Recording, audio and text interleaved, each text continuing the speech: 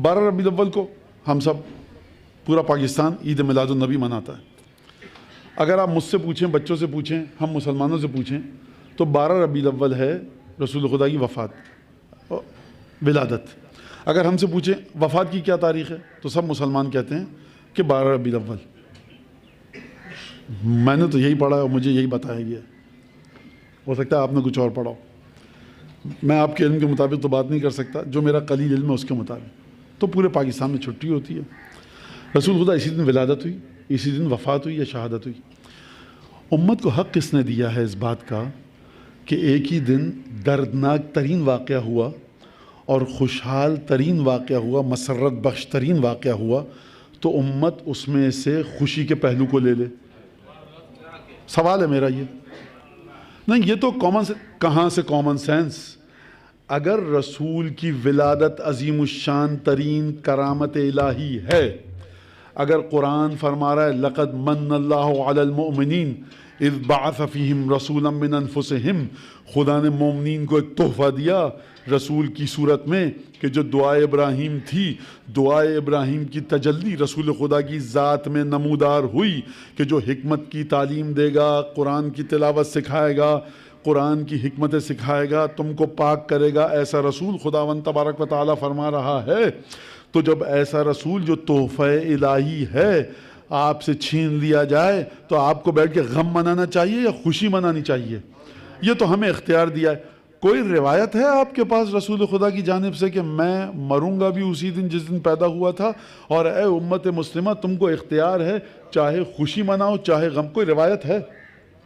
اگر روایت نہیں ہے تو روایت پر اس وقت آیا جاتا ہے سلسلہ اجتہاد میں کہ جب آیت آپ کے پاس نہ ہو. کوئی آیت نہیں ہے، بالفرض محال.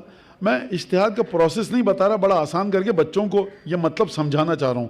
بھائی روایت تک آپ کب آتے ہیں کہ نماز واجب ہے کہ نہیں ہے؟ حدیث میں دیکھیے، قرآن نے تو گفتگو نہیں، مولانا قرآن نے گفتگو کی ہے. بھائی دیکھیے قرآن میں تو نہیں ہے روزہ واجب ہے کہ نہیں ہے، لہٰذا آپ حدیثوں کی طرف آئیے. تو قرآن میں تو ہے کہ روزہ واجب ہے، تو حدیث تک آپ کو جانے کی ضرورت نہیں وجوب کے لیے. تو قرآن نے کہا ہے کہ رسول جس دن مرے یا جس دن ایک ہی دن جئیں اور مریں، انتقال ہو اور ولادت ہو، تو تم کسی کو بھی اختیار کر کے خوشی منانا. شعور ہے مسلمانوں کو کہ نہیں ہے کہ نعمت کون سی چھنی ہے؟ نعمت چھننے پر انسان غم مناتا ہے یا خوشی منا؟ نہیں مولانا وہ ولادت بھی تو ہوئی ہے، ولادت ہوئی ہے، اختیار کس نے دیا آپ کو چننے کا؟ میرا سوال سادہ سا ہے اور سوال کرنے پہ کوئی پابندی نہیں ہے، نہ سوال کسی جرم کا موجب اور باعث بنتا ہے. لیکن کس سے پوچھئے؟ اس سے پوچھئے جس کی مرضی خدا کی مرضی ہے، جس کی خوشحالی خدا کی خوشحالی ہے، جو رسول خدا کی روح ہے، جو رسول خدا کی آنکھوں کی ٹھنڈک ہے، جو رسول خدا کے دل کا چین ہے، جس کو دیکھ کر رسول خدا کے چہرے پر خوشی کے آثار آتے تھے. وہ پوری کائنات میں خواتین میں اگر دیکھیے تو یا خدیجہ تھیں یا سیدہ ہیں. لہٰذا جب رسول خدا دنیا سے گئے تو سیدہ سے پوچھے کہ سیدہ نے کس انداز سے گفتگو فرمائی ہے. اتقولون مات محمد، تم لوگ یہ کہہ رہے ہو بڑی آسانی سے کہ محمد مر گئے، اور دیکھو صلی اللہ علیہ وآلہ فخطب جلیل استوسع وحیہ.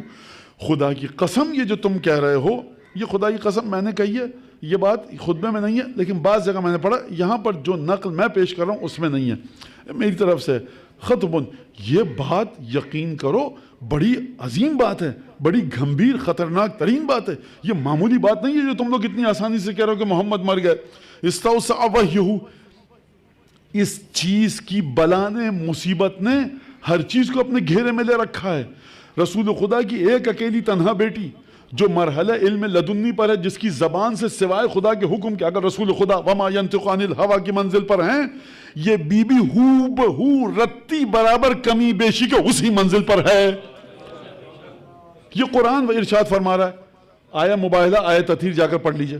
لہٰذا اگر لسان وحی یہ فرما رہی ہے جناب سیدہ کی صورت میں کہ یہ بات بڑی گھمبیر ہے، خطرناک ہے کہ تم کہہ رہے ہو کہ محمد مر گئے، استوسع وحیہ، اس بات کی بلا نے، مصیبت نے اور اس بات کی ابتلاعات، آزمائشات اور امتحان نے ہر چیز کو اپنے گھیرے میں لے لیا ہے. سیدہ فرما رہی ہیں کہ بلا ہے، یہ امتحان، فتنہ ہے، مصیبت ہے، تکلیف، درد، آزمائش، رنج، آلام، یہ سب چیزیں ہیں، اور آپ کہہ رہے ہیں کہ ہم خوشی منائیں گے. تو یہ ایک بات سیدہ نے اس مسئلے کو پیش کیا. اور آپ دیکھیے کہ کتنے دور ہیں ہم اس شہزادی سے کہ جس کے ساتھ رسول کا دل جڑا ہوا تھا. تو ایسے ہی تھوڑی مسلمانوں کے منہ پر تماچے لگ رہے ہیں اور مسلمان ذلیل ہو رہا ہے. یہ خانوادہ نبوت سے دوری کی بنا پر ہے. وَاسْتَنْهَرَا فَتْقُهُ، فتق کہتے ہیں کسی چیز کے جڑ جانے کو. بی بی فرما رہی ہیں یہ جو ہر چیز جڑی ہوئی تھی نا، یہ جو رسول خدا دنیا سے گئے، ہر چیز جو جڑی ہوئی تھی اپنے مقام پر تھی، اب ہر چیز آشفتہ، پریشان، بکھر چکی ہے. یہ بکھر چکی ہے ٹکڑوں میں. وَانْفَتَقَ رَتْقُهُ، اور یہ جو چیز بکھری ہوئی تھی نا وہ جڑ چکی ہے. کیا چیز بکھری ہوئی تھی جو جڑ چکی ہے، اور کیا چیز جڑی ہوئی تھی جو بکھر چکی ہے؟ اب یہ کل اگر انشاءاللہ وقت ملا اس پر گفتگو میں کروں گا خطبے کی روشنی میں. وَأُظْلِمَتِ الْأَرْضُ لِغَيْبَتِهِ، زمین اندھیرے میں ڈوب چکی ہے رسول خدا کے جانے کے بعد. میری شہزادی، آپ کی شہزادی، عالم اسلام کی سیدہ یہ فرما رہی ہے. وَكُسِفَتِ النُّجُومُ لِمُصِيبَتِهِ، ستارے ٹوٹے ہیں، ستاروں کو گہن لگ گیا ہے رسول خدا کی مصائب کی وجہ سے. وَأَقْدَتِ الْآمَالِ، امیدیں مٹی میں مل چکی ہیں. کس کی امیدیں مٹی میں مل چکی ہیں اور کس کی امیدیں اسے حاصل ہو چکی ہیں؟ یہ جناب سیدہ غور فرمائیے گا. وَأَقْدَتِ الْآمَالِ، امیدیں ملیہ میٹ ہو چکی ہیں. کس کی؟ جو جن کی امیدوں کا مرکز رسول خدا تھے ان کی امیدیں خاک میں مل چکی ہیں، اور جو رسول خدا کی موت کا انتظار کر رہے تھے ان کی امیدیں سرسبز ان کو نظر آ رہی ہیں. لہٰذا اگلا جملہ سنیے. وَخَشَعَتِ الْجِبَالِ، پہاڑ ریزہ ریزہ ہو گئے ہیں. وَأُضِيعَ الْحَرِيمُ، حرمت الہی کو ضائع کر دیا گیا ہے. وَأُزِيلَتِ الْحُرْمَةُ عِنْدَ مَمَاتِهِ، وہ جو حرمتیں تھیں نا، حد بندیاں تھیں مقامات کی، فضیلتوں کی، وہ سب کی سب زائل ہو چکی ہیں رسول خدا کی موت کی وجہ سے. فَتِلْكَ وَاللَّهِ النَّازِلَةُ الْكُبْرَى، خدا کی قسم یہ وہ مصیبت نازل ہوئی ہے کہ اس سے بڑی کوئی مصیبت نہیں ہے. مصیبت کبریٰ اور عظمیٰ ہے. والمصیبت العظمیٰ، یہ مصیبت عظمیٰ ہے. لا مثلها نازلہ ولا باعقۃ عاجلہ، نہ کوئی اس جیسی مصیبت ہے نہ اس جیسی کوئی آفت ہے. اعلن بہا کتاب اللہ، کہ جس کا خدا کی کتاب نے اعلان کیا ہو. بس یہاں اس جملے تک آ گئے. شہزادی نے کیا فرمایا؟ یہ نہیں فرمایا کہ میں کہہ رہی ہوں، شہزادی تفسیر فرما رہی ہیں مصیبت رسول خدا کی، مصیبت مرگ اور شہادت اور موت رسول خدا کی. فرما رہی ہیں یہ وہ مصیبت ہے اعلن بہا کتاب اللہ، خدا کی کتاب نے اعلان کیا ہے. بھائی آپ لوگ صبح شام کہتے ہیں کہ قرآن کافی ہے، قرآن کافی ہے، تو پڑھتے کیوں نہیں ہو قرآن کے رسول خدا کے بارے میں قرآن نے کیا فرمایا ہے؟